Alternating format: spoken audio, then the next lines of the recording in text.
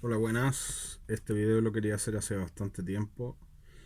Quiero hablar acerca de un tema que quería, como digo, hablar hace bastante tiempo que tiene que ver con el fin del mundo moderno, con el fin de un mundo que se inauguró después de la Revolución Francesa, ¿no es cierto? Que tiene que ver con el mundo de la racionalidad, con el mundo del humanismo extremo, del humanismo racional, ¿no es cierto?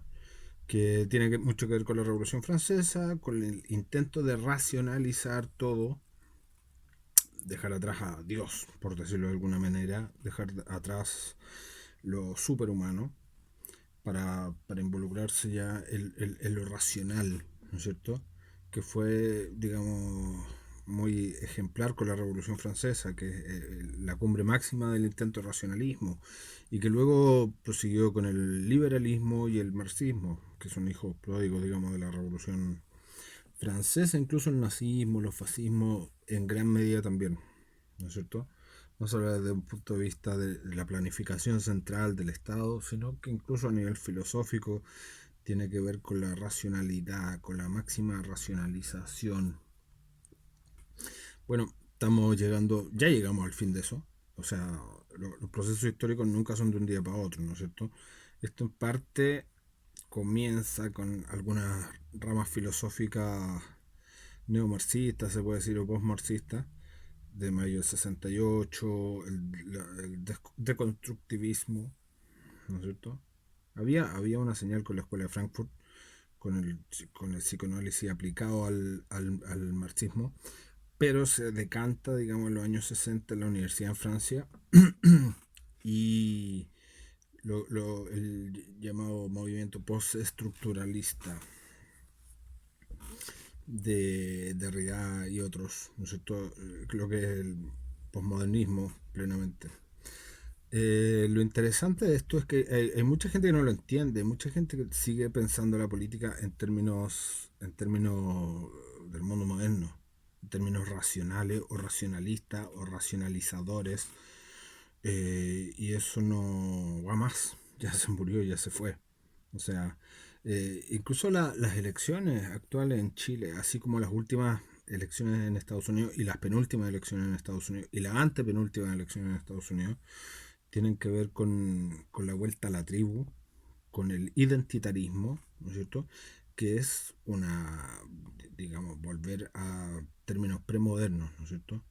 En términos de raza, en términos de sexo, en términos de grupos de interés que están por sobre el bien común. O sea, el bien común ha desaparecido. O sea, ya como que no se considera un sujeto político a la totalidad del país, del Estado o de la sociedad, sino que grupos de interés, grupos de presión, grupos de identidad. Ahí entre los nacionalismos independentistas, no los nacionalismos de un Estado ya constituido, sino que lo que quiere ser una nación, ¿no es cierto? El postmodernismo tiene mucho que ver con la mirada ya no objetiva, sino que subjetiva, ¿no es cierto?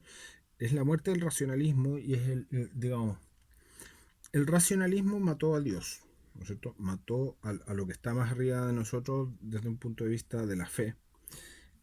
Y el posmodernismo mató a la racionalidad, o sea, mató a la razón que ponía la Revolución Francesa en un pedestal, sino que ya estamos en la etapa de los sentimientos, ¿ok?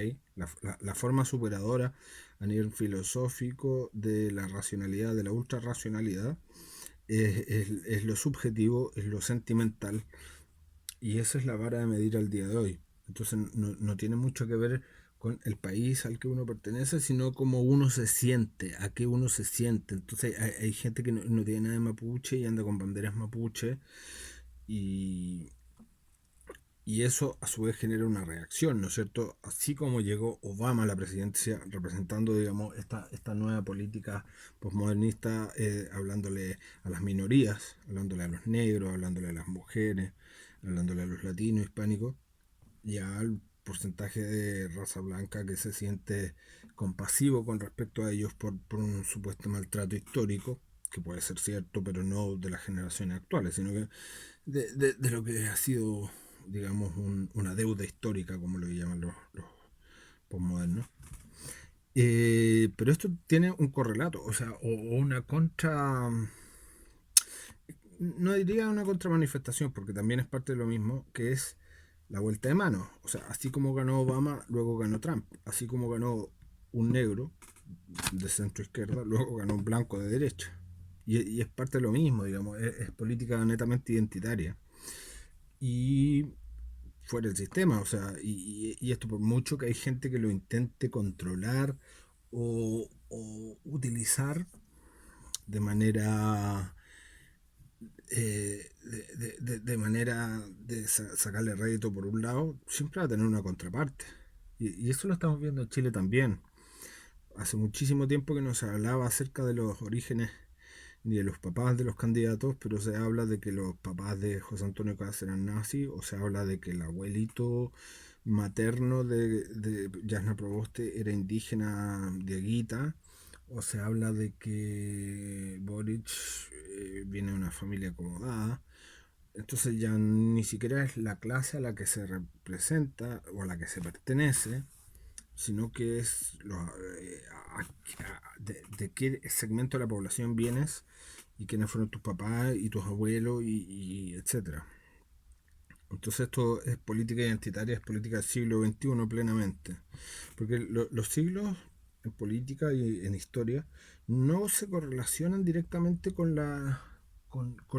el cambio exacto de siglo. Por ejemplo, el siglo XX empezó después de la Primera Guerra Mundial. ¿No es cierto? La Primera Guerra Mundial todavía pertenece a un ciclo histórico del siglo XIX, de las antiguas potencias, ¿no es cierto? Del colonialismo, de los grandes imperios que chocan. Pero ahí se termina, digamos, el siglo XIX y comienza el siglo XX que tiene otras teclas que tienen que ver con las ideologías, ¿no es cierto? Ideologías racionalistas que son la cúspide del mundo moderno. Nazismo, comunismo y liberalismo. Y al día de hoy, digamos, en Estados Unidos hace un tiempo, pero en Chile hace poco, estamos en la emergencia de un nuevo mundo, de una nueva forma de hacer política, que es absolutamente irracional por lo subjetiva, irracional por lo sentimental, irracional porque, como dije antes, marca el fin de una era, el fin de la racionalidad y el inicio de la sentimentalidad, de la subjetividad. Y como digo, si bien estas ideas y estos filósofos fueron generalmente gente de izquierda, eso no significa que solo lo van a utilizar personas de izquierda. Donald Trump es la mejor expresión de eso, del identitarismo blanco, macho, heteropatriarcal, frente a todos los otros grupos de presión, que es de minorías. Bueno, este es el identitarismo de la mayoría, que no necesariamente corresponde con la mayoría, porque no todo el mundo es algo, sino depende de lo que se sienta. Pero en el caso específico de Donald Trump tiene que ver con toda la gente que no se siente parte de una minoría. Y bueno, dijeron construyamos una mayoría y pasémosles por encima. Y en Chile, ojo, que parte de lo de José Antonio Cast tiene también un poco que ver con eso, a pesar de que él no representa técnicamente la mayoría de los chilenos, sí representa una idea de Estado de Derecho y de hacer las cosas en contra de estas minorías que se habían tomado el Estado y que estaban usufructuando de él. Esto siempre es una reacción, pero una reacción en este caso bastante identitaria también, apelando en parte al nacionalismo del Estado viejo chileno, pero también incluso a formas distintas, ¿eh? Porque el día de hoy nadie podría decir que los cristianos evangélicos son una mayoría, pero sí son un grupo de identidad muy clara. Y bueno, se la juega por las mismas minorías, hace el mismo trabajo de la izquierda, o sea, los evangélicos un día, los anti-inmigración otro día, los que están por la intervención militar en la Araucanía el otro día, etcétera. Va juntando minorías, que es exactamente el mismo trabajo que viene haciendo la izquierda. En ese sentido, las candidaturas generalistas, racionalistas, como la de Sichel, está muerta, está frita, son del pasado, no existen ya. Y nadie lo lee en esa clave, pero yo lo leo claramente, sí, muchas gracias.